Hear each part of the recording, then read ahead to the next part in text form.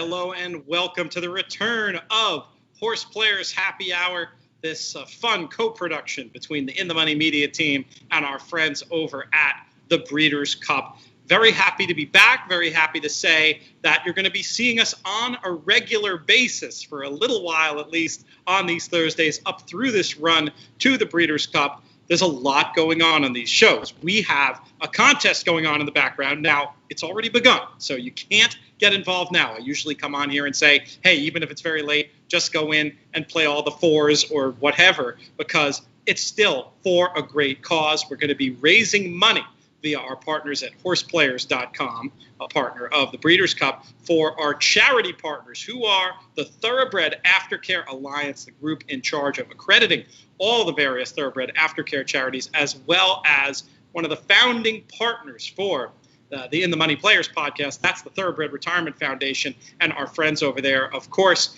you also have the option to give to these charities directly, but when you see in future weeks that we have one of these contests, please get involved, jump in. We're already 2 races in today. And to talk about them with you, as well as to look ahead to this weekend of exciting thoroughbred action, we have from his own eponymously named podcast, from various work he's doing on all corners of the internet, including over at racingpicks.com, he's TV's Matt Bernier. Matt, how are you today? PTF, I'm good. It's nice to be back in the saddle. It's been a little while since we did one of these, so it's nice to kind of shake the rust off a little bit. But luckily, I don't think it's going to be such a layoff that we're going to have to shake the rust off too bad. I think we're going to be in decent form. And like you say, if you missed out on the contest this week, not the end of the world. Plan ahead, plan accordingly for next week. But even if you haven't done all the work, it's only $20 and it goes to a good cause.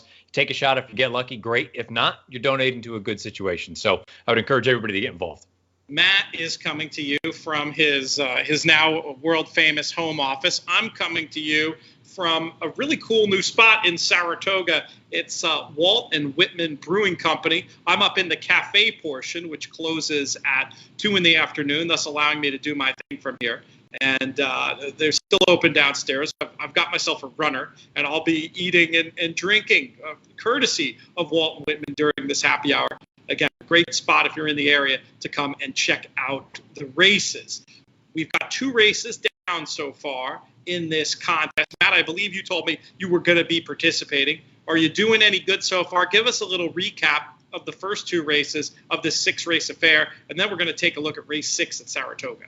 Yeah, difficult, the fact that it was a short field as far as the actual races in the contest are concerned, only 6 races. So either you're going to hope for some sort of chalky situation and play a lot of horses that you think are likely winners, or in the case that the 10 folks that had picked the winner of the first race from Laurel Park, who paid $32, you're sitting pretty at this point knowing that you've only got 5 races to deal with. The second race, they just finished. It was a pretty predictable result. I believe it was a 7-5 favorite that just took the field gate to wire fashion. So there's not going to be any kind of real sweat from those top 10 people. And the folks like myself, sure, I had the 7-5 chalk, but I basically, even if I run the table, I don't know that I have enough juice to try to get up there into the top 6. And that's what we're looking at, 6 people that are going to qualify for. I believe it's Saturday's BCBC qualifier over on Horseplayers. So if you had the $32 horse, good on you. You should be in a pretty good position. Still probably need to do a little bit of work because there were 10 of you. So we'll see what happens here. But the rest of us, look, crazier things have happened. Maybe you can run the table and get a piece.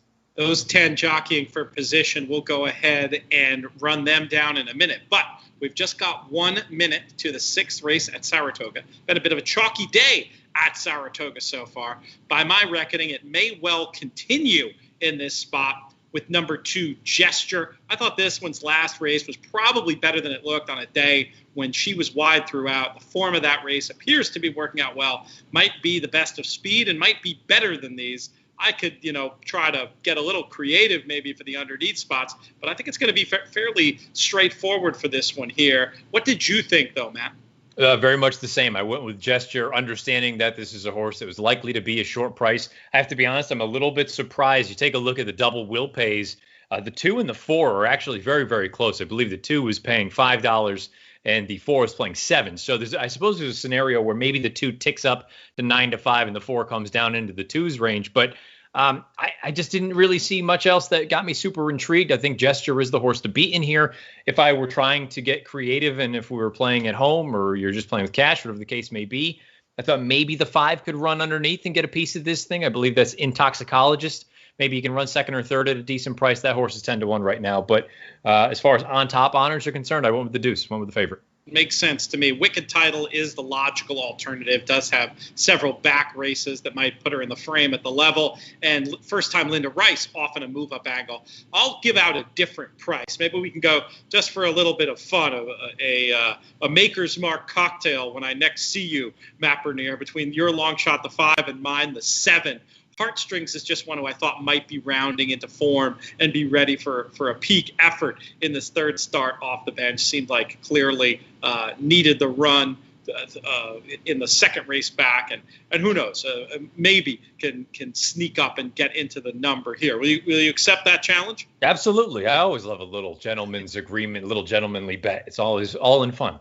We'll be talking about some other fun bets and head-to-heads that various friends of ours are involved in a little bit later when we get to dissecting this weekend's 3 Grade 1s, including the Grade 1 Ballerina that we'll be talking about. But for now, I do want to just remind folks about this contest that we're participating in. It is a feeder. It's a Saturdays. I think it's a $189 Breeders' Cup feeder. From that, you can actually, I said feeder. Breeders, this is the feeder. That's the qualifier. And you can win your way in to the $10,000 Breeders' Cup betting challenge. We're going to have more about what's been going on in the BCBC this year. This is an event, Matt, that you've had a ton of success in. You've already on one of these same days where we did a Horseplayers Happy Hour contest, punched your ticket to that $10,000 dance. And I know for you, it's one of the focal points of your horse playing year. It is. To me, it's the best event that there is. No disrespect to our friends with the National Horse Players Championship or any of the other big events that go on throughout the year, whether it's NYRA or Santa Anita, Del Mar, Astronic Group, anybody. I mean, all the contests are really, really well run.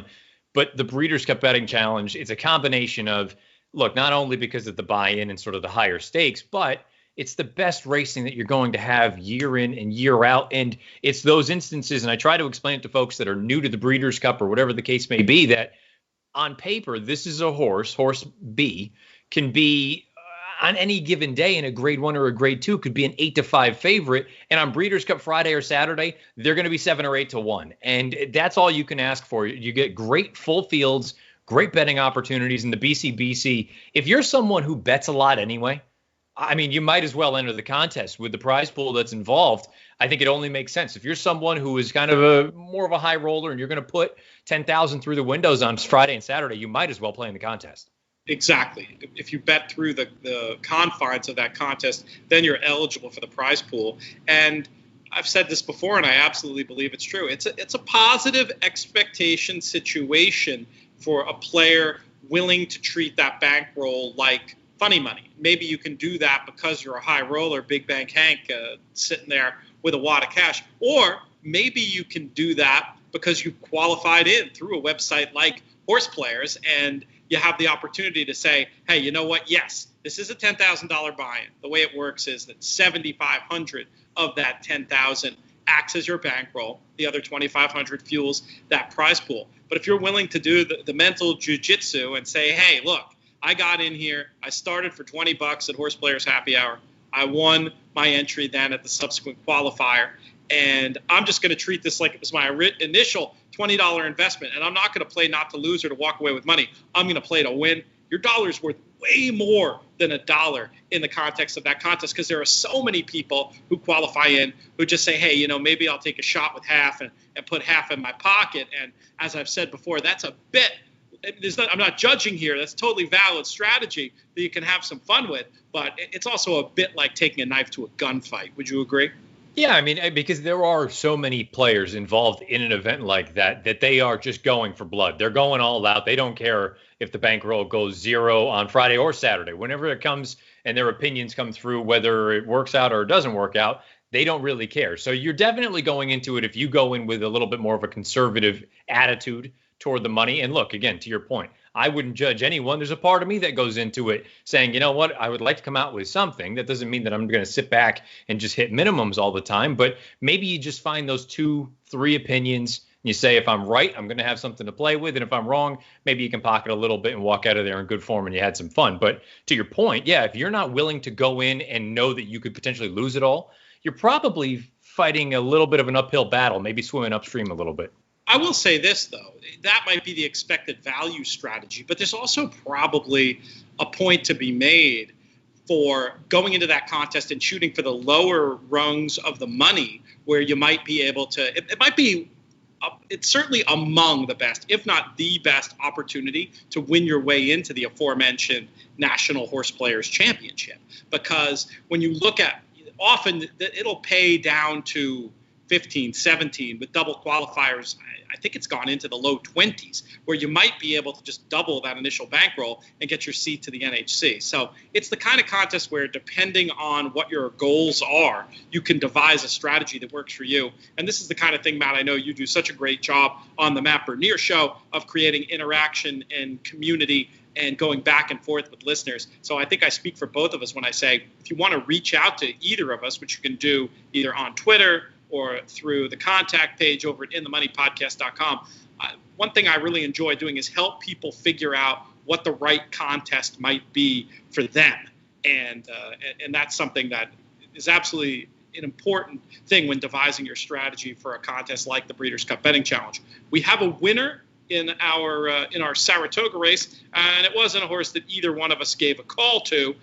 What did you make of this result, Matt? I mean, gate to wire fashion, this horse just blew out to the front. The 2, I didn't think there was really any excuse for Gesture. Had every opportunity, if good enough, couldn't quite get there. Actually faded to finish 3rd. So my exacta ended up running 3rd and 4th. Unfortunately, you don't get any money for that unless you played him underneath in a super. But yeah, I mean, you know, and to be fair, I haven't done a ton of work or watched a ton of racing earlier on today as far as what's happening with the main track or anything like that. But this was a horse that just blitzed right to the front and said, come and catch me. And again, if you had this one, you're looking pretty nice right now. You're going to get $18 out of it. I tell you what, it's another win for the Timeform US Pace Projector. Now, looking at the Timeform algorithm, not surprisingly had Gesture on top, but this Lake Chico, who ended up wiring them, if you just look at their pace projector, was projected to be clear and in front. Speed and inside have been doing well. This is one I'm feeling a little bit like in my picks, maybe I should have had at least listed underneath somewhere, but I just thought Gesture would be too close, blow that one up and go on with it. But as it turned out, Gesture, I don't know, maybe a little bit short. This is a 2-month layoff. Usually the Jonathan Thomas runners can overcome that, no problem. But Lake Chico gets the job done and makes our contest, I would say, potentially a little bit more interesting, giving some of those people on the outside looking in a bit of an opportunity to step up and get somewhere. So we do now have somebody in 11th place, Michael Webb, who didn't use either of the first 2 winners. Oh, no, he must have had the second winner, but he didn't have the first winner and now has, oh, no, I lied. Everybody who has 3170 now, I'm assuming, had the horse that just came in and is now on the precipice, really, not too far, only $9 from the money spots. I will do a quick name check of the folks who are at the top of the table. In first place right now, Joshua Bodie, and then we have a couple of folks who picked up multiple cashes in Tom Arndt from the World Horse Players Tour, Brad Anderson, and GT Nixon.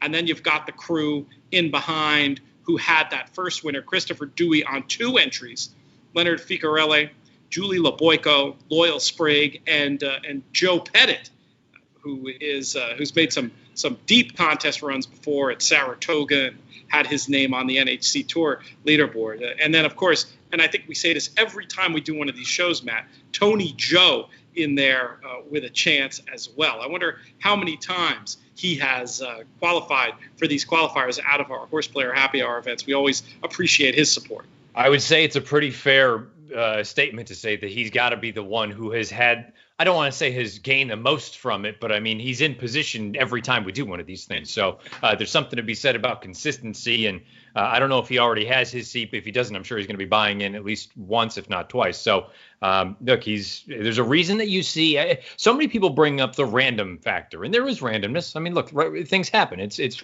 part of the game, but you can't ignore the fact that more often than not, you see the same names showing up in contest after contest after contest, and Tony's is one of them. And I think that to me goes to show the people that just sit there and they say, oh, you're just throwing darts. No, there's more to it than that. Again, random things happen. $100 horses happen. I get it. People get busted at the very end with some cap horse that, mathematically, that's the only reason that they're picking them. In the long run, there's a reason you see the same names pop up over and over again. There's definitely more skill than luck. And even as far as the luck goes, it brings to mind the old saying, I forget who the attribution is on this, but the harder I work, the luckier I get. Yeah. That surely applies to the likes of Tony, Joe, and a lot of these other top contest players. No question about it. You got to put the time in and know how to position yourself to be in a position like Tony is. There is a method to the madness. It's not a situation of just sitting there, especially when you play the multiple entries, positioning yourself to best sort of leverage your foundation, where he's got 3 entries. They're not all the same. There are slight differences in the 3. There's a lot of similarity, but there's just enough where if one ends up connecting or one doesn't, it's not the end of the world, because there are those other ones. And if you just catch with one of them, that's all you really need to do in a situation like this. So again, there's a rhyme to the reason. There's a method to the madness with everyone that's involved in these things, even the folks that are new to it. They're learning on the fly. Looking at the order of finish in the last race at Saratoga, I see I owe you a Maker's Mark cocktail, Matt Bernier. When do you project to be back in Saratoga? I will be there tentatively, as long as I had to take my COVID test this morning, and there's someone from UPS coming to pick it up later on this afternoon. Presuming that all comes out clean, I should be up there next weekend for the Alabama. I believe it's on NBC. Maybe it's either NBC or NBCSN, one of the two. But for me, it's a day trip. I'm in the morning doing the show and getting out of Dodge right away. So the next time we'll probably get together, I would assume, is Breeders' Cup. I don't know what your plans are just yet for Lexington and things of that nature, but I'm thinking of going down. I mean, we're gonna wait. We're gonna see where the world is. It's been such a crazy time. Who knows? But I've been talking to several folks about potential commitments for going down there, and I'm thinking it could happen. And no better place. We're not far from Loretto, Kentucky, when we're in Lexington to potentially make that particular magic happen. So. We'll see what's going on with that. We got some time before this next race at Laurel. I think this might be a good time. Let's take a look at this weekend's win and you're in race for the Breeders' Cup. It is the Grade 1 Ballerina. It goes as race number 7 on Saturday, approximately 3:42 at Eastern time. And we just had our little head-to-head bet. Talked about how it's fun to make bets amongst friends. Well, we've got some friends who have a wager in this race for a fair amount of jelly beans. Folks might recall this happened just after last year's Kentucky Oaks, when our very own In the Money Players Podcast fellow member, whatever you want to say, Jonathan Kinchin, was perhaps a little bitter about being knocked out of some pick bet by Serengeti Empress. And he wagered with Craig Bernick, who's had Breeders' Cup runners himself in those famous Glen Hill Farm colors, that Serengeti Empress would never win another Grade 1. Well, Saturday could be where the rubber meets the road. JK has dodged many bullets, probably most notably in this race last year, where I think if you change the trips between Serengeti Empress and Kofefi, you probably would have traded the result. That was clearly a Grade 1 winning effort. But my question for you, Matt Bernier, off these last 2 races, is this the same Serengeti Empress? Is this the day where Craig Bernick is finally going to make good on his promise and stuff JK in a locker? Well, so I think you can split the 2 questions up. Is she the same horse as she was last year. I have no reason to believe that she's not. When you take a look and see the way that she ran in the Azaria, I understand it was a sloppy sealed track, but she just put the boots to that field, and I get it. Maybe the field was a little bit suspect. Then she steps back into the deep end of the pool with the Apple Blossom and the Fleur de Lis where she took on Midnight Bisou. The difference is, in the Apple Blossom, I felt like, well, it was a bit of a pace meltdown with the exception of Ollie's Candy, but also the tactics. The minute they didn't go on for the lead, she wasn't going to win, plain and simple. At this point in her career, I think it's pretty safe to say that she is a need-the-lead type. And that's why I know many people were critical of the ride in the Fleur de Lis from Joe Talamo. I had no problem with it. She has gone that fast in the past. And guess what? It just didn't work. I'm not going to sit there and criticize. We've talked about it time and time again. You have a speed horse, use your best asset. And I get it. Maybe it was a little bit on the swift side, but to my point, she's gone that fast in the past and continued on. So I'm not going to really hold that one against her too much. I have always preferred the idea of sort of a one-turn configuration, whether it's a one-turn mile or 7/8 of a mile. The problem for me with a situation like this, I think she couldn't help but gain some fitness out of that most recent run, just going as fast as she did. I like the turn back, but I think she's going to have company up front again, and it just makes me wonder, she may be the best of the speed, but boy, she's going to have to work so hard to put the other speeds away. And then you're going to have horses like Bellafina, like Come Dancing, even a horse like Pink Sands, who they're going to be the ones to potentially take advantage of a pace stool. I don't think she's going to win in a spot like this. I respect her. I think, to me, as she gets older, I actually like her more and more. And again, I get it. I know what her game is. She's a one-way speed type. Breaking from the rail, man, she's going to have a lot of work to do on Saturday afternoon. It sounds like you think JK might get to hold on to his jelly beans. I'll tell you this, it's one of those races where that break always so important. But here, I think you'll know maybe at the quarter how this one's going to go. And he's either going to be white knuckling or exhaling very deeply, depending on what kind of pressure comes in, especially I think cookie dough right to the outside. That is certainly an interesting aspect of the draw. Let's talk about Come Dancing for a minute. This is one who obviously did some really great work, especially up here last summer in this very race.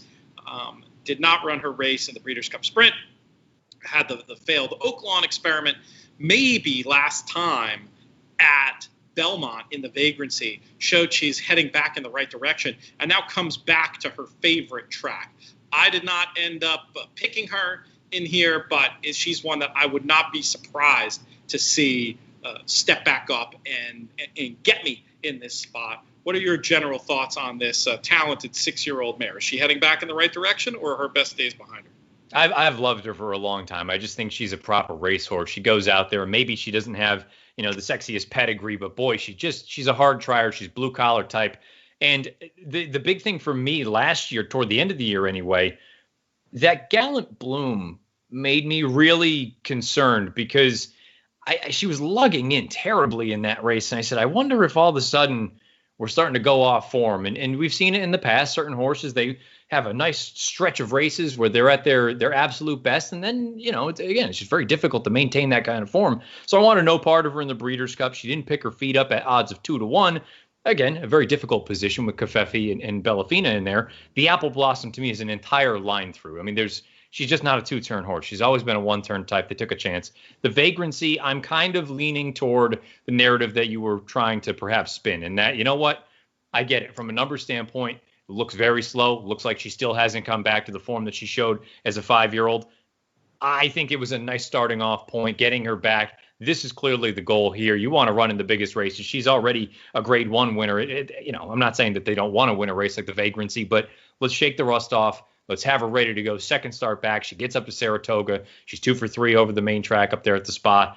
To me, she's the one that could work out the perfect trip in here, where if you do get those other horses that line up early, Bellafina, we'll talk about her in a moment. I'll just give you the heads up. I just don't trust her at all. Come Dancing, I feel like she's a little bit more trustworthy. I'm going to give her the benefit of the doubt and say she needed that last race, and I think she trips out in here. She would be my pick in here. I get it. And I think Bellafina and tactics on Bellafina, for me, will determine how much I'm down with the plan that you're describing, because I feel like tactically, if Bellafina is to go hammer and tongs or really stay glued to the other speed, this really could set up for a come dancing. And that, as I design my pick bets, is a scenario that I definitely need to account for. Ballerina, you mentioned a little bit of potential skepticism there, shortly due to the fact that this one is 12 for 12 in the exacta in races in California and 0 for 4 races in the exacta with only 1/3 to boot in races outside of her home base. I was thinking she was going to get the right kind of trip. She was going to let the other speeds go and just get such a perfect trip. And I was thinking that the Connection's confidence really meant something here. And I made her a fairly strong bet at something on the order of 2-1 or higher. But can you just not get over the fact that she hasn't traveled? Yeah, I mean, that's the biggest part for me. And I go back to the run 2 starts back. That was her most recent victory, the Desert Stormer. I mean, it was an absolute dream trip, and she was running against inferior company. I'm not arguing that her best is or isn't good enough to win in a spot like this. I think it's pretty clear that when she really shows up with her run, she can beat any of these horses. And I think you and I may actually look at the trip very similarly, where I don't think she's actually involved in the pace early on. I just wonder if there's a situation where perhaps she gets boxed in, where maybe her and Come Dancing are kind of in similar positions off the pace, but Come Dancing is the one that's out in the clear. Ballerina is inside, in behind horses, waiting for a seam. If Come Dancing can get the jump on Ballerina, and let's also keep in mind, Ballerina has not been the best gate horse in the world. If she wins, I will tip my cap and say, good on you. I can't help but think people are still going back to the Breeders' Cup Filly and Mare Sprint last year, where, kind of by default, when she got pinched back, it actually worked to her advantage because they went so fast early on. And to your point, she loves Southern California. She loves Santa Anita. So there's a part of me that looks at it and says, until she proves to me away from home that she can do it, I'm going to side against her at a short price. But I can understand the logic behind picking her, especially with the trip that you've kind of painted for her. Let's talk about some of the others in here. Latruska certainly has some claims. Speedy, improving, 4-year-old. At the end of the day, decided I just thought Ballerina was going to get a much better trip, and she was more of a pace factor. But I wouldn't argue with anybody who said, given this one's incredible body of work, really, granted, against lesser, but still 9 for 11 lifetime is 9 for 11 lifetime. Did you give this Speedy sort any count? Honestly, the biggest piece for me was she is a factor in the way this race is going to be played, because I think they have to go. I don't think there's any choice. I think she's going to show big speed. If you're a fan of hers, it's probably a bit of a feather in her cap. I understand it was doing 2 totally different things, but Nona Madeline came right back and won next out. I believe that was the Summer Colony. So if you want to look at that and say that's a positive, I won't argue. But to the bigger point, I think she's part of the speed early on. I think she's one that'll make life miserable for Serengeti Empress. I don't think she factors as far as the ultimate, sort of results are concerned, but I do think she could potentially compromise a horse like Serengeti. The rest of the field, Cookie Dough, we talked about as a pace factor. Victim of Love, last time was the time, and I feel like even a repeat of that last pace situation-wise, it still might not get it done. And then we have Pink Sands for Shug McGahee, who I feel like is maybe an interesting come running, get a piece type. And I could spin you a yarn about how things would go for her to get to the winner's circle. But for me, I'd probably just be limiting to underneath. How did you see the longer prices in this year's Ballerina? Yeah, to your point with Cookie Dough, I agree. I think she's involved early on. I think she's another bit of an issue for a horse like Serengeti Empress. Victim of Love, nice horse, defeated Come Dancing in that most recent run. I suppose she stands ground to take that step forward, second off the bench as well. And if she does, look, she's a relatively early 4-year-old. I know she's gone out 15 times, but this is only one of her first starts here against much better horses. I thought it was a vote of confidence to send her up to New York. She's got reasons to, if you're trying to, get creative. And to your point with Pink Sands, I think she's best used underneath. I could see her rounding out a trifecta. If you're playing a superfecta, one that I would at least consider, simply because she has that running style where she's just going to get outrun early on. And if things heat up like crazy, sure, she could come and take all the marbles. But I don't think she has the right necessarily running style to win. I think she can get a piece. And B, I don't think she's all that fast, if we're being honest. I think some of her best races, they're still a notch or two below some of the best that everybody else can bring. It's hard to argue with that. And I will say that sometimes what these extreme pace scenarios, and we'll talk about this when we get to the test, I do think are the kind of thing that can make a quote unquote slower horse win. But I'm not seeing it here. Funny enough, it is a Shug McGahee runner in that same role I do want to talk about when we get to the test, but we'll get there momentarily. We'll button up this conversation about the Ballerina, this win and you're in race for the Breeders' Cup. And let's move on and look ahead to this next race at Laurel. We probably have a few minutes here before they actually pop from the gate for this 8th race. What did you end up doing in the contest here, Matt? And was it a strong opinion? We've got a bit of a short field in this spot. Yeah, I mean, it wasn't a brilliant opinion. I mean, I went to the chalk here, always forgiven. I feel like the combination of a little bit of class relief. This is a horse that doesn't have to come. I know recently has been well out of it, but this is a horse that can be a little bit more forward. I think especially combined with the class relief, shouldn't be outrun entirely early on. Again, the price isn't great, but in a short contest like this, I was more interested in trying to find horses that I thought were likely winners as opposed to trying to shop around too much for a price. I thought Always Forgiven was the most likely winner, and that's where I went. It is interesting to think about the effect a 4 to 5 could have at this point. It seems irrelevant, right, when you've got pretty big scores through 3 races. But the fact of the matter is we're going to have some real stacking of entries as we get down here to the wire. And the extra points you can get, even an extra $5, could end up looming large. Just looking at those at the top of the leaderboard, interesting to see that some pretty sharp players are going with the chalk here, including Tony Joe on one of his entries, and also a double-barreled use from Michael Baychuk. Now, Michael is fairly far back in here. He's got 1550 on both entries. But this is the kind of thing, if you could just move a few spots up, then if you're fortunate enough to have the right kind of prices later on, this can be the difference between being blocked and not being blocked. Speaking of Baychuk, devastated not to get to see him up here this year. Have you talked to him lately? So we did a bit of a Horseplayers reunion a few weeks ago, and we got to chat with him for a little bit, which was awesome. I haven't seen Mike in a while. It's been a minute. I think it might have been Saratoga a couple of years ago that I actually saw him last. So anytime we can, chat and catch up a little bit, it's great. I haven't seen Ben Baychuk in a while either. So, but I know clearly they're firing away. They're doing well. And Baychuk, one of Mike's favorite angles, and we joke about it all the time. And this meet, it's kind of getting blown out of the water because Clement's Barn's winning everything.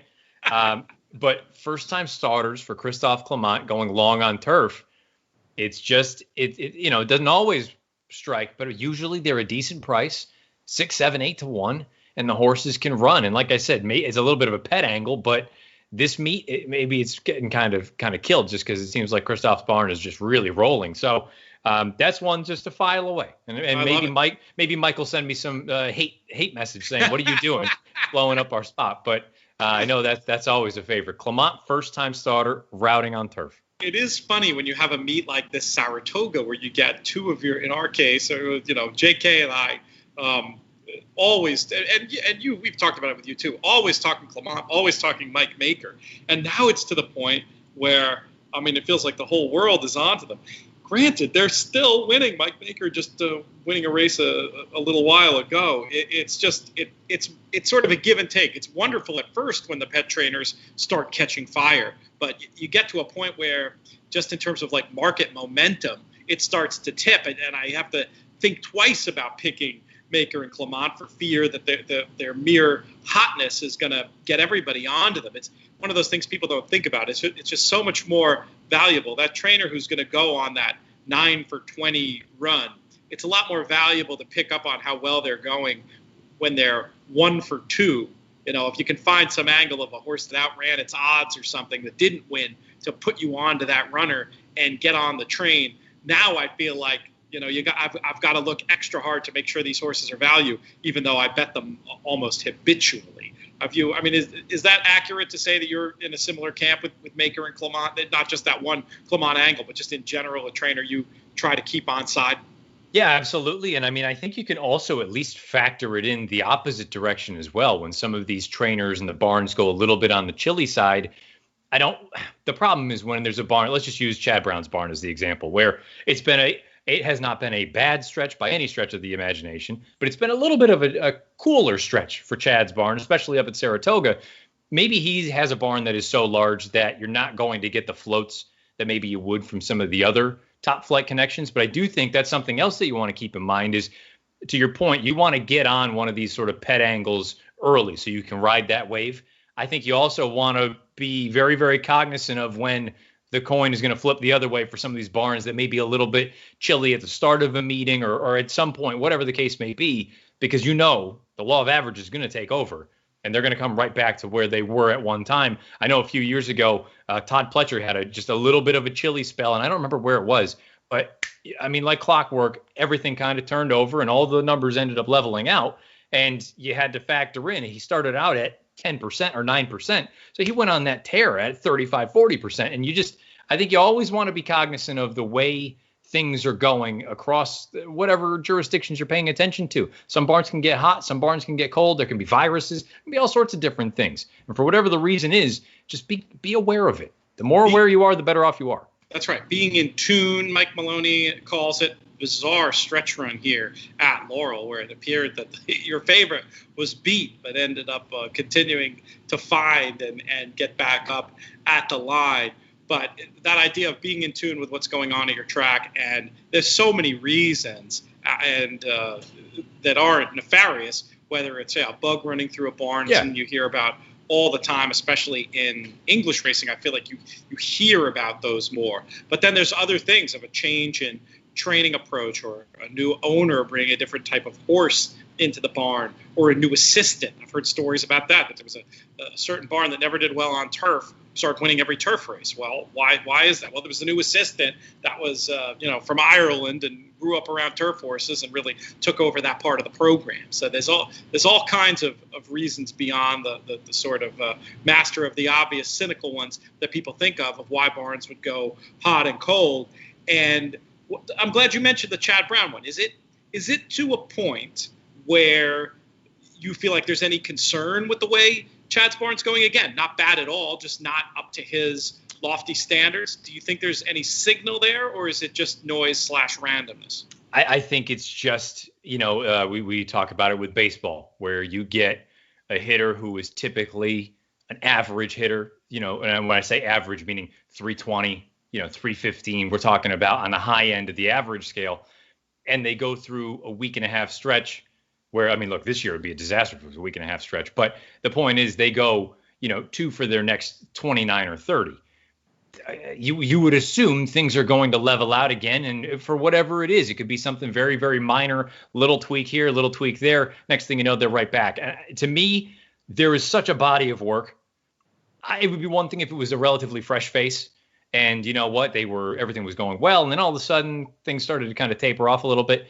Chad's been around for long enough. He's won at basically every level that there is. I'm not concerned. I think it's a matter of time before things turn back around. If we're talking about this 2 weeks from now, maybe we revisit and reconsider. But for right now, I think it's just a little bit of and like to your point, it's a cool stretch. It's not a cold snap. He's still winning 19%. It's just not the Chad that we've come accustomed to knowing. I think it's just a matter of time before things go back to normal. That sounds about right to me. I guess if I were on the fence, just because I don't think the crowd is reacting at all to even the hint that it's not the 110% usual Chad Brown we see. I guess if I was on the fence between using a Chad horse or using another horse, maybe in like making a public pick or something, I would default a little to the other horse. But, again, if I like the Chad horse more, the Chad horse would be going right on top. Speaking of right on top, always forgiven, gets the job done, paying $4. Booby Trap, the one in second. Indian Ghost in third. A chalky result in that race at Laurel that should still potentially be important for the lower rungs of our leaderboard, which I've just refreshed. Not to cut you off, we'll get to the leaderboard in a second. I'm curious your thoughts here in this race coming up at Saratoga, because let's do it. Who did you pick in here first? I guess that's the better way to go about it. I picked Tass in this race. Okay. Which I think was, I was trying to get a little creative, but this is a horse, third start off the bench, but I love the fact also that back to the course and distance of her last race. And I think that 9-1 is pretty juicy. I feel like sometimes the crowd gets it a little bit wrong in these longer turf races. I think they really are specialty type of races, and looking for course and distance success for one headed in the right direction. That was enough for me. What did you end up doing? Maybe I'm on a bit of an island because I've seen enough people that I respect and they've got her a little bit underneath, or some people not at all. I'm really intrigued with Hungry Kitten. I feel like she's got the pedigree to suggest that she's supposed to be a classy horse. Obviously, her mom was Hungry Island, who was a multiple graded stakes winner, going a little bit shorter. She was more mile and an eighth type. But when they got her out to that 1.25 miles in that last run at Belmont, and I get it, might not have been the best field, but it was a slow pace, and she came home in 22 and a piece, and it was her first time going out to 10 or longer. And I wonder if, is she that sort of standard shug, whereas they continue to get older, they're going to get better. They're going to keep figuring things out, stretch her out a little bit more in distance. I don't think the 11 furlongs is going to be an issue. I thought she would take a little bit more money than this, and that's not to be sort of a slight to Dinah Passer, who I love. And again, she's got a pedigree that would suggest she'll run 15 miles. I really like Hungry Kitten in here. Maybe I'll be way, way wrong, but that's where I went. I like her too. She's in my picks, and at the prices I'd put her as my second choice. As you pointed out, improved for the added ground last time, still progressive, definitely a win candidate. And nothing against Dinah Passer, nothing against Eliade. Eliade's supposed to move up for this added ground as well. But I thought this was an interesting spot to maybe play 2 against the field and go 4-7 in some doubles and see if we can get something going. It's probably, I think my TV's delayed. We're probably off already. Yes, sure. We are off. We are coming into the front stretch for the first time. Excellent. 3 turns in this race. And like you said, we won't make you narrate it. Yeah, we won't do the narration, but for an 11 furlong race. We're trying to make these shows a little bit more evergreen. So for those that don't know, good a time as any. We'll give the history of the Horseplayers Happy Hour. We got folks quite possibly tuning in for the first time. So this was an idea, just sort of a brainstorm, early pandemic.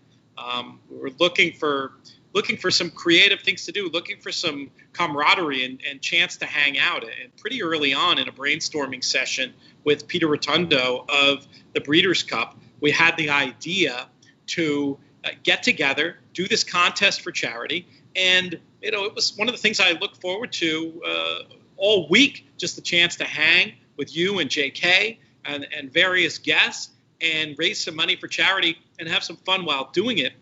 And we had some bonkers weeks, especially when, I felt like we would become like a featured event in those quiet horse racing days early on in the, late March type of the pandemic. And we've had some seriously fun moments in the history of these shows. We had me almost breaking my leg, tripping over a punch bowl. We had Michelle Yu calling a race completely cold and sounding like it was the job she was put on earth to do. We had Gary Stevens crashing in and telling us that amazing story about the jockey equivalent of the bat flip is slowly taking the goggles back off the head. I love that one. And then the likes of you and JK giving out scads of winners as well. Another high point for us. Come on, kitten. Right down the outside. You're ahead. You're so ahead of me. It's unbelievable. This horse, where I'm seeing Kitten, you're like 20 seconds ahead of me. She has no business winning this race. She has no business winning this race. We'll see what happens here. You must be at the finish already from where I am. Wow, she really is flying late. Let's see what happens here. Again, you're ahead of me. I think you might get there. Let's see. Yeah, nice call. Nice pick. Very nice. Do you believe? Have you seen the fractions? Do you believe those? I didn't see them. What did they post them as? 3/4 and 18 and 4.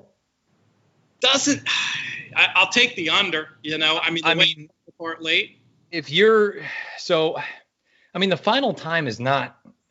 It's slower, but again, with that kind of pace, what are you supposed to do? Final time was 19 and 2 for 11 furlongs. So you figure a fast 1.5 miles is going to be in that sort of 27, 28 range. That sounded reasonable on turf. Yep. Maybe even a little bit quicker depending on what the pace was up in front. But they've got the half and 53 and 2, 3/4 and 18 and 4. It was a bit of a dawdling pace, but For her to come from 100 out of it, and for a moment I thought Jose was going to actually ease up on her. When you started rooting, I was half thinking like either Matt has gone completely insane or my pictures are 30 seconds behind. It was the latter. I mean, she was a good 15 out of it down the backside. And when I saw the fractions, I go, well, she's going to run second to last. I think, but I think that's sort of, this isn't meant to be a red board situation. It's more a matter of, she'd always kind of hinted at a little bit of ability, and you have faith in a barn like Shugs, where, maybe she's not ready right away, or it's taking a little while to figure out whatever she's ultimately going to want to do. But don't just give up too early on horses, especially from barns that you can know and trust that they're going to eventually find out what these horses really truly want to do. It's a good point, and patient hands is an underrated angle, and certain trainers being particularly adept at getting horses who can settle and finish at longer distances is an underrated angle. And I think both of those led you more than me, but I like I said, I had her in the picks from the beginning to this hungry kitten, and it's good to see her making her way to the Saratoga Winners Circle. Another race will be very interesting to take a look at. They're not official sponsors of this show, but I keep mentioning. But Craig Mokowski at Timeform US, he really does do such a good job when it comes to going back and hand timing races in situations like this, where the posted fractions sort of make you say, could that really be what it is? I will also point out, though, it did. Now, 2 days ago now, but it rained cats and dogs. So it's possible there is still some cut in that ground. And I'm not saying the clock has to be wrong, but it doesn't fully match what you usually expect to see when you see one pass them all in the lane the way that your runner did there, man. As far as Timeform US, and like you say, they're not an official sponsor, and I'm a big advocate of using as many, I don't want to say as many, but Jonathan's brought this point up as well. Use 2 to 3 different sets of figures and see if they all seem to check out, or if there's one that's a bit of an outlier. And if that's the case, do a little bit more investigating to see what you think. For me, and I don't mean this as a knock to any of the other figure makers that are out there, I think Craig's figures are the best that there are in the game right now. I think they're the most accurate. And I understand you need to make tweaks here and there. And to your point, Craig is not afraid to go back, hand time something that looks like it's a little bit off, a little bit suspect. And he's also very transparent about it on social media, which I think is such an important piece, where, he will acknowledge that this, I'm not entirely sure about this number, may need to go back and adjust it a little bit. And I don't, there are people that like to just kind of, poo-poo those sort of things and say, oh, well, it's easy to change it after the fact. I would rather have accurate figures after the fact going forward than I would to just leave it if there was any kind of concern or question about the accuracy and the validity of it. I couldn't agree more. And I love the fact that they'll even highlight those in question figures in there. We're not expecting our figure makers to be gods. This process is a blend of art and science. And sometimes it's very clear what a number should be. And your technique you just mentioned there, Matt, about consulting more than one figure maker is certainly a great way of seeing. When they all agree, it's probably a lot more science on that day than it is art. But when it comes to the art of figure making, you are doing yourself a disservice if you don't go back and look. And I've heard horse players get very grumpy about that. Oh, they changed the figure, somehow questioning the entire methodology. That's just the way it works. These are horses. They're not machines. The way that their form cycles work, the way that racing surfaces work, and winds kicking up or various other different X factors, it can change things radically. And I'd much rather be dealing with a figure maker and figures that are willing to acknowledge that. And the Beyer Speed Figure team do a good job with it. But I think you're right. There is a little bit of a difference in just now. Granted, Andy Beyer can be very transparent himself. He'll go on Steve Bick and talk to you about how easy or hard a certain figure was to make. Back in the old days of the DRF webinars, we'd have those conversations as well. But just and perhaps it's generational. Craig, being a bit younger, being a bit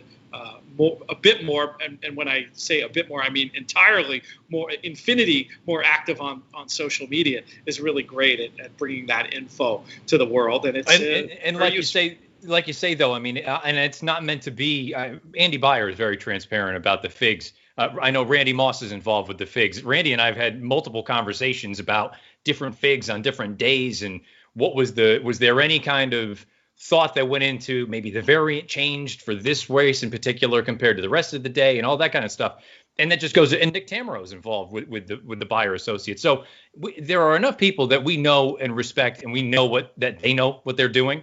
That, like you say, to your point, this is not a cut and dry, hey, this is the figure. Sometimes it's that simple, but more often than not, there's a little bit of nuance that goes into it. And I think everybody, again, rather than complain about it, go and do a little bit of extra research on your own. Find some other figures and compare and contrast. I think it's as simple as that. I absolutely love Shug McGahey. We got to get him putting that mask up over the nose, though. But there, he's got it now. It's like he was listening to me. It's funny. I've been watching golf all day. I've been in a little piece of heaven. It's just so happy that major championship golf is back for the first time in more than a calendar year. And the new world number one, Justin Thomas, young guy, I think he's 26, maybe 27. They showed him initially walking through the parking lot, and he had it down over his mouth, but not his nose. And I've seen him before with it all the way up, and I'm sitting there going, what are you doing? And then all of a sudden he quick pulled it up, and I was like, maybe he was just, I give him the benefit of the doubt. But like you say, you need nose and mouth, folks. Nose and mouth. If you're going to wear it the whole way. Quick leaderboard on this update. Oh, this is very cool. We've got now Brad Anderson. I mentioned him before, but I didn't do any of the backstory on him. Brad Anderson, who is a big ambassador and very involved on the giving side with the Thoroughbred Retirement Foundation. Very appropriate to see his name up on top. He is, of course, the reigning Breeders' Cup Betting Challenge champion. So fantastic to see his name up there with 65-20. Joshua Bodie currently second. Tom Arndt from the World Horse Players Tour third. Joe Pettit in fourth. GT Nixon fifth. And our first in the money as we go along entrant who did not have the first winner. Should be no surprise to anybody that it's Tony Joe, who now has the 6th and 7th spots as we have one race to go. It will be Saratoga's 8th race. We're going to stick with you from now through that race, and then we'll wrap things up right after it. We've got 3 orders of business. Actually, I'm going to say 4 orders of business to deal with. The first, for those watching this on the live stream, is to remind you who we are. I'm Peter Thomas Fornatal of the Players Podcast from the In the Money Media Network. He is Matt Bernier of the eponymous Matt Bernier Show, NBC, racingpicks.com. Lots of credits for Matt as well. We would appreciate very much the fact if you could follow us along. If you have any racing questions about upcoming races, handicapping questions, whatever it is, we're both open books. Hit us up on Twitter or through the contact page at inthemoneypodcast.com. We are here to raise some money for our friends at the Thoroughbred Aftercare Alliance. I think they're tbaftercare.com. And also our friends at the Thoroughbred Retirement Foundation, trfinc.org/players to give to them. TRF have a cool event I'll give a quick plug to coming up next Tuesday. Their barbecue at the barn. The tickets left might be down to single digits. If you're in the Saratoga area or you're in an approved nearby state and want to come check that out, Tuesday, August 11th, going to be a lot of fun. JK and I will be part of the festivities, and there'll be much more interesting people than us along the way, the likes of Tom Dirk and Donna Brothers, etc. If you go to that trfinc.org/players page, you can find all that info. And then the other orders of business, I want to, before we get to this last race, talk about these other 2 grade 1s at Saratoga and also give a little bit of an update when it comes to this year's Breeders' Cup Betting Challenge that I promised before. But let's talk about the Test Stakes next, Matt. It's race number 10 on Saturday at Saratoga. It goes at 5:39, or is scheduled to do so. And this is the return to the races of Gamine. And she might just be as good, every inch as good as she looked the last day in the Acorn. But I was seeing this as a potential spot where she's just going to face so much more pace pressure from the likes of Venetian Harbor, who was one of my horses to watch from very early this year. I hinted at it before. I've got kind of a goofy key horse. I do agree that as far as the win end goes, Gamine, Venetian Harbor, it's going to be tough to have one of them not end up winning the speed duel potentially and going on and winning. But I'm curious to get your take. Is this year's test as simple as a match race between number 5 Gamine and number 6 Venetian Harbor? You know, there have been so many people that have brought this up to me in the past, this sort of angle, and I haven't utilized it enough, but I wonder if this is going to be kind of case in point. You know, we talked about the potential speed setup or speed duel in the Ballerina a few races earlier on Saturday. This race, I think it's just Gamine and Venetian Harbor as far as speed is concerned. I understand if you really wanted to make a case that Wicked Whisper is not going to be too far off of it, but there's a part of me that isn't sure if she's necessarily that fast as those two girls are. And again, I don't even know who to give credit to for this sort of little adage, but I think there is some validity to it. When there are two speeds, it may just be as simple as a 2-speed number and they go, you know, hammer and tong all the way around, just the two of them. If that's the case, I'm probably going to lean toward Gamine just simply because she was so explosive in that Acorn and she's really done nothing wrong in 3 lifetime starts. You could make the case from a number standpoint that she is as fast as any male or female at this point on the dirt. She's really turned into an exceptional and exciting 3-year-old. And as far as Venetian Harbor is concerned, I don't think talent has gotten her beat in either of the last 2 starts. Frankly, I think it's the distance. I think she's needed to turn back now. And I feel like the Ashland was, I don't want to say case in point, but kind of, where given the way that track played, in my opinion, I thought it was a little bit friendly toward horses that were forward at Keeneland that day, especially. The fractions weren't electric by any stretch, especially for a horse of this talent and caliber. I think she just got a little bit short at the end, and she got beat by a good horse in Speech, but that to me really signified she's going to be better going shorter. So though I think it's a 5-6 kind of number, if I was so inclined to try to get crazy and think that maybe those two are going to hook up early on and maybe it sets up for somebody from off of it, I mean, is there a chance that Perfect Alibi getting back to Saratoga, coming from out of the clouds, she doesn't have a lot of early foot, her form recently, and I know she's only made 1 start here as a 3-year-old, but, you know, I wonder if she's the kind of horse that could potentially get involved late rallying from way out of it. I mean, you're going to get a hell of a number on that eventuality if you could make it happen. And certainly her best work has come locally, right? So if you're going to make a horse for course case, you could do a lot worse than sticking with her. I give Mrs. Danvers a little bit of counting here. And we talked about before whose hands a horse is in. You know, if you looked at this bear form and it was a trainer who typically brings them around only when they're ready to run and win, the Pletcher, the Baffert, the Chad Brown model, and you saw this paper on Mrs. Danvers, you know, you'd say, no, she's just not fast enough. And she might not be. But I feel like just having watched her races, she feels like a horse who has been just like dying for a setup, you know, a chance to get a great trip with proper pace in front of her and be able to run on through the lane. And I just keep playing this race in my mind and seeing one of Gamine or Venetian Harbor prevailing in that duel. And you might be right. I'm not sure if I was going to credit that idea of when there's 2 speeds, it typically is the 2-speed number. I was going to credit it to Jim Quinn. That was my first gut on that one. But it does seem like certainly a handicapping axiom with a lot of validity, and maybe they turn it into the 2-horse race. But I was thinking that Ricardo Santana aboard Wicked Whisper does have some pace figures to at least try to join the party and set this thing up and just prompt Gamine and Venetian Harbor to maybe pump the gas a little bit earlier than they'd like, than to just be able to back it down into a race where it turns into a match between those two.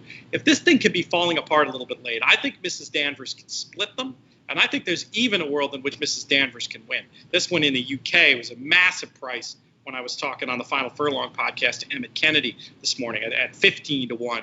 Became kind of a no-brainer, like, yeah, I'll take that shot at 15-1. I don't know what the total price will be. My interest is primarily underneath, but she's the one I liked. But I mean, there is absolutely a case to be made very similar for Perfect Alibi at a much bigger price. This is where the hands of Shug McGahee come into play for me, who's won this race multiple times and had horses outrun their odds in this race that on multiple occasions as well. Do you think Mrs. Danvers is totally nuts, or can you see it if you squint? No, I can certainly see it. And I think another sort of little angle that maybe horse players need to keep in the back of their mind, particularly when it comes to even at this time of year with restricted 3-year-old races, Mrs. Danvers is coming out of back-to-back efforts against older horses. And I don't think you should, I get it, they were only non-winners of one other than, but I don't think you should just immediately kind of gloss over that fact that she's now going back up against her own generation, her own 3-year-old filly group. And I think, she's certainly going to need to improve. But to your point, if you're just trying to get her to split the number, I think I'm not going to talk anybody off of trying to split the number. I think you need to make a call. Do you think one of the two big girls is going to get it done? And if you think the potential is there where the two of them, or if you want to add Wicked Whisper to it, they just go, ding dong and throughout, someone's going to pay the price. I think you just need to make a call which one of those you think is going to prevail. And to your point, at that point, if you want to use Mrs. Danvers, you want to use Perfect Alibi or Up in Smoke to split the other shorter numbers, I'm not going to talk you off of any of them because it all depends on your preference, whoever you think has the best chance to come running at the end.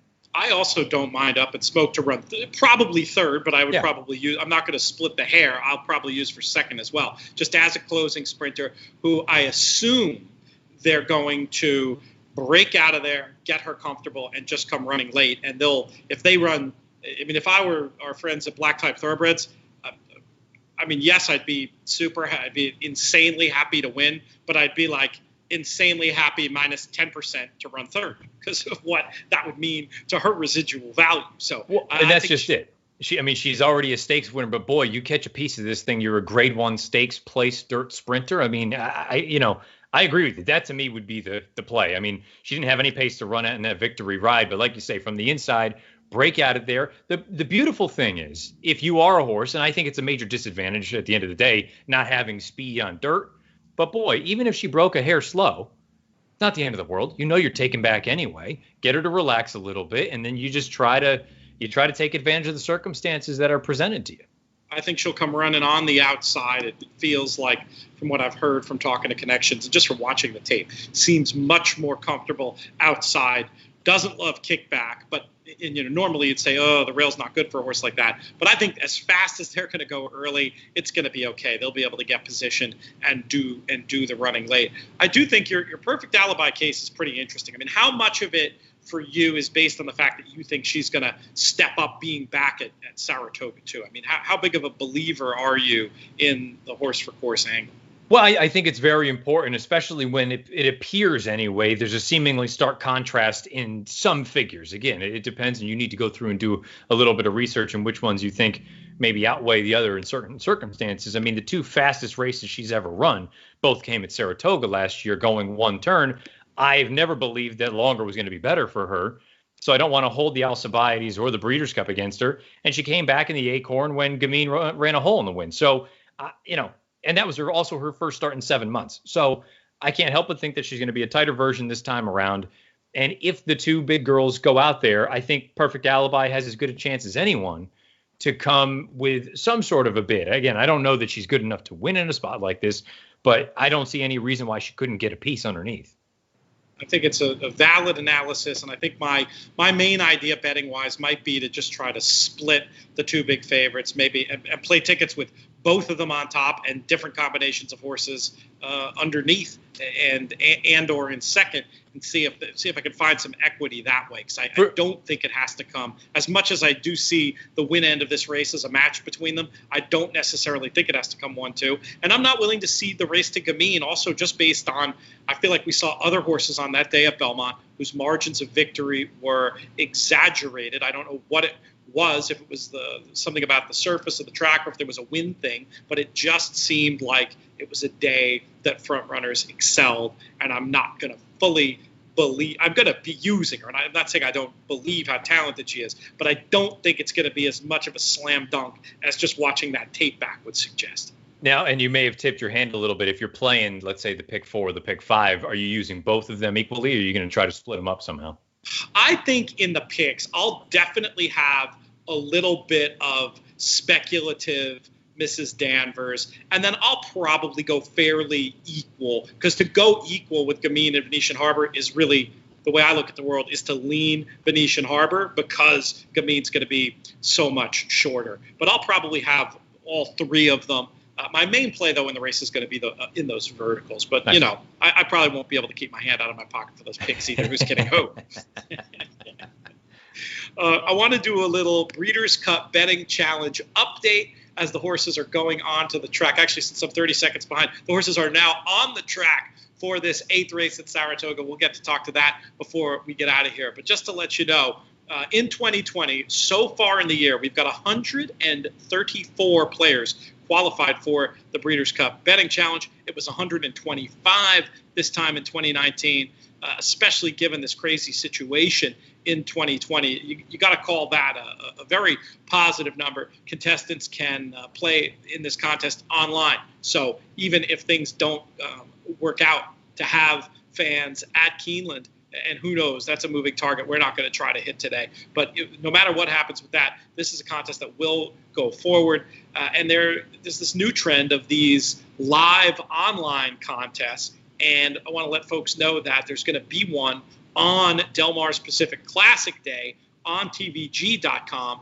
And there's some talk, and we got to get it all figured out, but that there might possibly be a live online contest during the Kentucky Downs meet. If you want to hear more information about everything going on, obviously follow the Breeders' Cup on Twitter. But we'll be talking about it plenty on the network over on the Matt Bernier Show or over on the In the Money Players podcast or all the shows on the network. Do us a favor and find our shows. If you're, start listening. And if you dig them, rate, review, subscribe, tell your friends, do all that stuff. We love this opportunity to sit and talk horses with the likes of this audience. And part of the reason why it works so well is it really is a community, and we love the back and forth. And with that, I'll ask you, Matt, about this cool experiment you've been doing with bringing some listeners on for opportunities to chat about some of these races. How's that been working out so far on the Matt Bernier Show? It's been my favorite thing that I've done with the pod, going all the way back to when I was doing it with the racing form to its current version. It's been so much fun, and the response has been fantastic. So many people are getting involved. If you are still so inclined, for this week, the Friday feature is actually going to be the 9th tomorrow. And I know I'm not doing any favors for anyone. It's a 2-year-old race, but it's the Grade 2 Saratoga Special. All you need to do is leave your selection beneath the video player on YouTube. If you're the only winner, I'll contact you. If there are multiple winners, I just go to Google and use the random number generator, and whoever's number comes out, that's who I end up contacting. One other thing that actually we should probably get out there right now, and I forgot to do it earlier in the week when I recorded the show. Not going to be recorded Monday this coming week. It'll be Tuesday. So it'll be one day later than usual. Don't be alarmed if it's not up Monday night, because it's not going to get recorded on Monday. It'll be on Tuesday this week. But it's been so much fun. Last week we had 2 different guests on, Peter Appleby and Jack Fain. They were both fantastic. And it's nice to get a little bit of background on not only how these folks go about handicapping, but how did you get involved? Where are you from? What, is this your day-to-day sort of stuff, or are you a weekend warrior? It's really been, I've had a blast with it, and I'm glad that people have enjoyed it as well. I have made a career these last few years out of listening to horse players talk and writing about it or featuring them on the shows on the In the Money podcast. And let me tell you, it might be in many ways the most enviable job in horse racing, because I get to celebrate horse players and who we are, and help create a little community. And through some of these charitable events, like things we've been doing with the Thoroughbred Retirement Foundation, little viewing parties in Saratoga, it's always a pleasure introducing the wrong people to the wrong people and watching the mayhem that ensues in this horse playing world. We've got 5 minutes. Actually, probably 4 minutes and 30 seconds to the next race at Saratoga. We'd be doing the listeners a disservice. We might not be able to do the runner-by-runner job we've done on the previous 2 races, but we'd be doing a disservice to not talk about this year's Travers.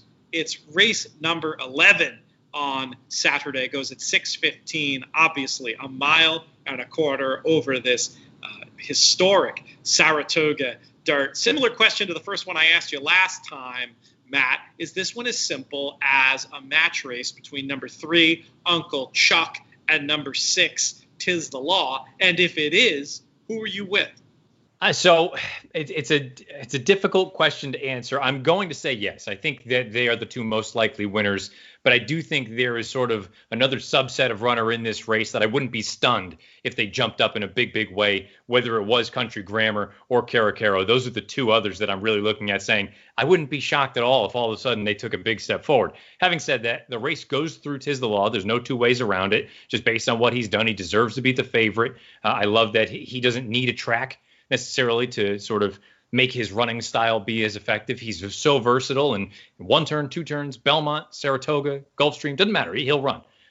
I'm picking Uncle Chuck, though. And I think for me, so much of it has to do with I think you're just scratching the surface with this horse. And that to me is exciting because the way that he finished at Los Al in the Derby in his most recent start, keep in mind, first time against winners. I know it was only a 3-horse field that he ran against, or 4 horses total. But the way that he finished, he got his final eighth of a mile in 11:85, according to DRF formula. That's a turf final fraction. And he galloped out about another half mile. I think the longer the better for this horse. And he's a fascinating case as well. If you're talking about speed figures, Timeform US, the raw number they awarded him was a 124. Beyer was 94. That's a 30-point differential. You and Eric Bialik have been the ones that sort of tipped me off to the idea that there's about a 20-point differential. And then when you take a look and see the 1,000 words, the horse that Uncle Chuck kind of flicked away, he comes back in the shared belief and earns a 104 Beyer. I think that might be a little bit high, but neither here nor there. The point is the form is holding up. Tis the Law deserves to be the favorite. I think Uncle Chuck's going to win. I have splinters in my behind from talking about this race and all the fence sitting I've been doing, Matt, starting off with our Live at the Brentwood show, another great Saratoga venue. That's the one for cocktails. Walton Whitman here. This is the one for beers. But when I was on with Emmett Kennedy in Final Furlong this morning, he was giving me the prices, and it was like it became kind of easy when looking at 11-4 Uncle Chuck versus I forget what it was, but I think it was, 8-11 or something, maybe even shorter on Tis the Law. When the price discrepancy was that big, it became easy to finally flip and be like, okay, if you make me pick those numbers, I'm picking Uncle Chuck. But still, the analyst in me and in the picks I write for the ADW, I'm doing that for now, not an approved partner of Breeders' Cup. I think I'm still going to put Tis the Law on top because this is a horse I've been thinking about and talking about for this race since he broke his maiden here. Yeah. And I just feel like it's one of those things where you have your analyst hat and I feel like an analyst job, yes, it's to point out value, but it's also to say what you think is going to happen. And then you got your punter's cap. And in this race for me, it's two different things. Now on the tote, there's so much steam for Uncle Chuck too. I think I can make an argument that with what the tote prices are going to be in the end, that maybe I'm still good going with Tis the Law. I don't know. I'm sort of throwing up my hands with this one. Betting strategy wise, I don't see anything else winning. I'm going to just use those two on top. I do think Max Player is an interesting horse to potentially run in underneath. I'm interested in Caracaro as a runner. If there was a head-to-head, him Country Grammar, I think I would take Caracaro in that bet, in that theoretical bet that maybe will exist in the Thoroughbred Idea Foundation's head-to-head prop betting contest for charity that's going on all summer. But we got 0 minutes here at Saratoga. We'll come back and button up the Travers, but let's give a very quick thought on this one. I was incredibly uncreative. Felt like Jolton Joe had the best form and a pace edge. I just went with the favorite here. What did you do in the contest? What do you think is going to happen in real life? Yeah, I went with Jolton Joe for the same reasons. I just thought the numbers suggested that he was arguably just flat out the fastest horse in the race. Now, the intrigue for me is, and maybe you can help me here, I don't know. I'm the only one that has him in my position. I'm in 14th. I don't know, even if he were to win, though, that I would get enough to get into the top six. Sixth is at 43.10, and I'm at 35.50. I think I'm just I think you're drawing dead. Yeah, I think I'm too short no matter what. Yeah, I think you're drawn dead. That's too bad. You made a nice little rally there, though.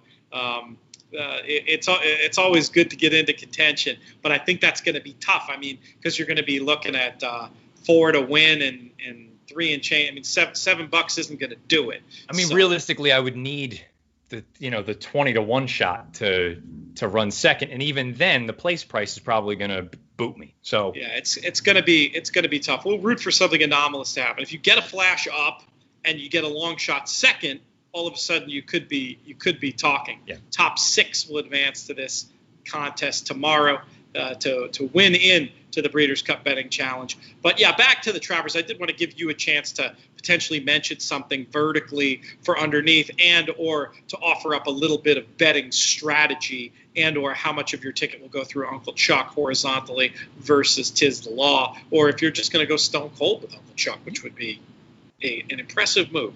You know, but I think you brought up a very, very important and pertinent point that I have a funny feeling that Uncle Chuck is going to end up being 9-5 compared to Tis the Law's 4-5 or even money. And does he deserve to be that short compared to a horse like Tis the Law, who is that accomplished? Probably not. I would play it, you know, I guess it depends what you're looking to do. If you're playing picks or you're playing this race individually, I would be looking at sort of a 3-6, 3-6 first and second. Then if you wanted to try to get creative with a superfecta or something along those lines, I'd probably use Caracaro slightly more than Country Grammar for the reasons you've laid out. Second off the bench, he was wide every step when Country Grammar was able to scrape paint throughout. Yep. I don't know outside of that, though. I mean, a superfecta to me is probably the most attractive option, where if I went Uncle Chuck, Tis the Law, Uncle Chuck, Tis the Law, and then keyed Caracaro for 3rd and 4th and hope for some sort of a bomb somewhere else, you know, maybe I can get South Bend to run 4th or 3rd or something along those lines. That's probably how I would approach it. And you could also do it with I think that's a relatively modest play. I think when all is said and done, that might cost you somewhere around $24, somewhere around there. So that's probably how I would approach it. I do think it's probably the big 2 though. And it's a difficult position because I'm super, super intrigued by Uncle Chuck, not just for this race, but if he continues on this sort of, let's say he delivers some brilliant performance on Saturday. I mean, he's trending toward, I mean, this is not a dissimilar path to what we saw from Arrowgate. And I hate to even utter his name when comparing these two, but Mike Smith did at one point. So, after that debut, when Mike Smith said that, I said, whoa, hang on there. Yeah, come on now. And then when I watched that second race, the horse is still super green. He's flopping back to his left lead and just kind of looking around a little bit. His ears are up. And whenever I saw the final fractional, I said, that's got to be wrong. I mean, dirt horses don't finish in 12 and 4 and 11 and 4. They just don't. And I have a very funny feeling that he's potentially a monster, but I am rooting like hell for Tis the Law because I think he's just such a likable horse. He's so neat. He can do anything. And I think there's something to be said for that. I think these are 2 horses that are legitimate threats for the Breeders' Cup Classic. I really do. It's a legit Grade 1 showdown. Obviously, major Kentucky Derby implications, probably favoritism in the Kentucky Derby on the line. The Arrowgate thing, it's not so crazy. Arrowgate came here for the Travers off of an allowance win and was sent off at 11-1. This is a horse who has that stakes win with a crazy come-home time, the form of which is working out great with 1,000 Words going on to do what he did and beating Honor AP in the shared belief. This has fascinating implications for the Derby. Speaking of the Derby, while we wait for our prices here at Saratoga, we also have, and you probably haven't looked at it yet because I know I haven't, but just so viewers can pay attention, Derby implications too. Sunday at Ellis Park Derby, Art Collector making his return to the races in there. That's a race you're going to want to watch to pay attention. Is your general inclination from this far out based on the last run, Matt, to be with Art Collector or against him? That's as far as I'll hold your feet to the fire for an opinion about a race happening Sunday at Ellis. Well, and I will say, too, it looks like it's a full field going up against him. I think they might have a full field of 13. They're going to go in that spot. Mainly 50 because Derby points on the line. Exactly. Got to get some points at this point. This is really your last opportunity to try to get some this weekend. So it's not just the last performance. It's his performance prior to that at Churchill Downs. This is a horse that's very versatile, and I think that's a critical aspect. He can go to the lead, but if somebody is hell-bent on getting the front, he can sit just off. We saw that with the whole Swiss Skydiver situation where he sat very comfortably off her and took over and drew off for fun. He's a horse that I will admit when his name first started popping up on lists, I said, I don't really know a heck of a lot about him. I saw that he run on turf a couple times. And I went back and watched the tape. I mean, I think this is a serious racehorse, and I wouldn't be surprised. I'm certainly not going to be against him. I'm not going to try to bet against him in a spot like this. I just want to see him continue on this sort of trajectory that he's on. Don't have a bit of a hiccup. You and I were talking about Honor AP last weekend. I get it. He was wide. It was a mile and a 16th, probably nothing more than a prep. I was a little disappointed. I expected more if he was what I thought he was at this point, and maybe I was unkind to Thousand Words, who maybe he's coming along at the right time.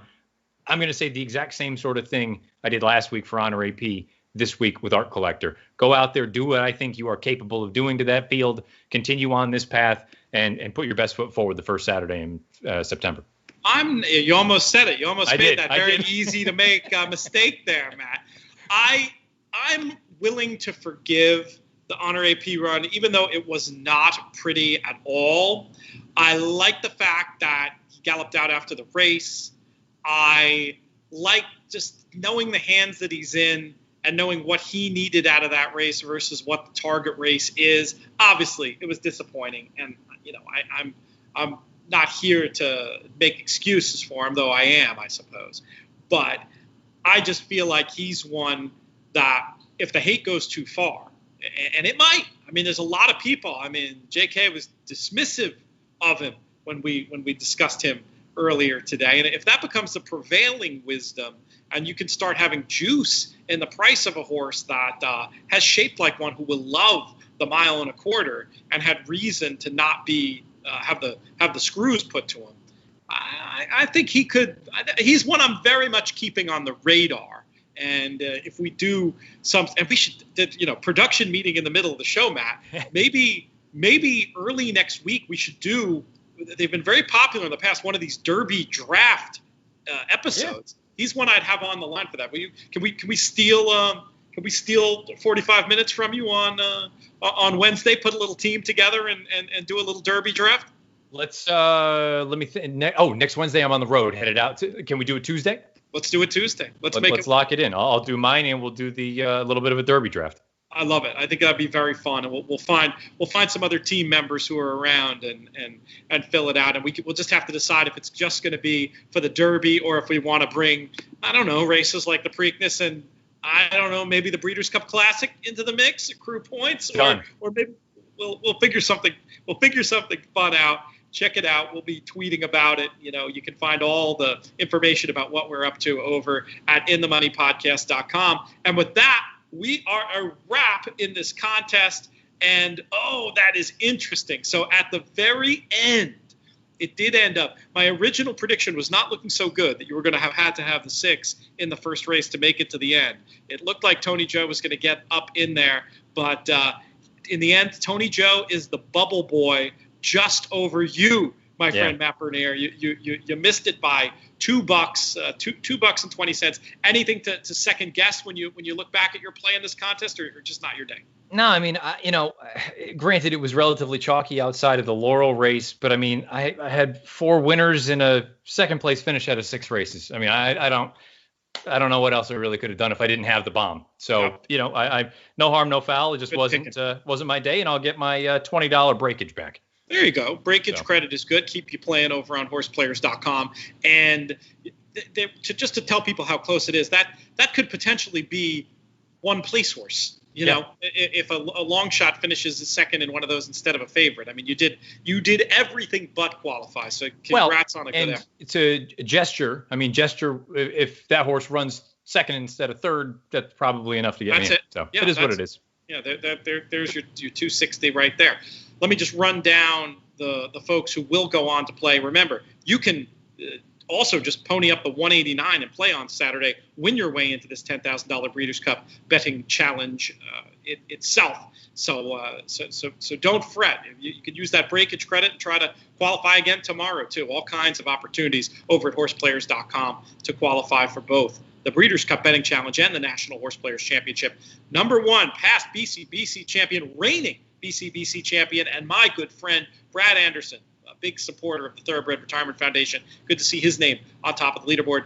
Joshua Bodie, Tom Arndt from the World Horse Players Tour, Joe Pettit, always wearing, might be one of the few people who can be counted on to have a cooler hat on than me. Julie Leboyko in 5th, GT Nixon in the 6th and final spot.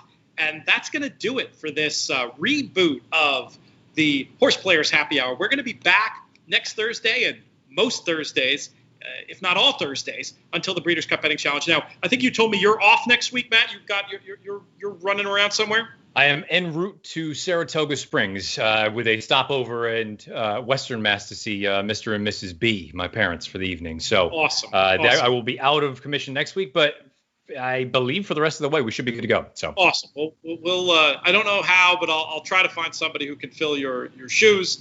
And we thank you for your time here today. We also thank our friends Horseplayers.com for sure. Breeders' Cup, most of all, especially Peter Rotundo over there. It's been just such a pleasure working with him. Of course, the charities we're here to support. You don't have to just support them through playing in this contest. You can donate directly. trfinc.org/players or tbaftercare.com for the Thoroughbred Aftercare Alliance. They're doing incredibly important work accrediting, and we should get into that. We should get a rep from them on one week to describe exactly how that mission works. But I've done my research on them, and it's essential work, as is the stuff that's happening over at the TRF.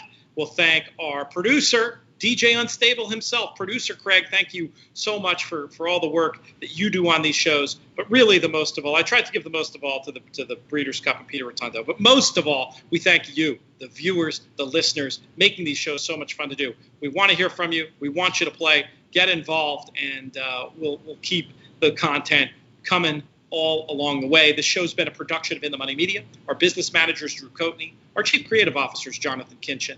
I'm Peter Thomas Fornatel. May you win all your photos.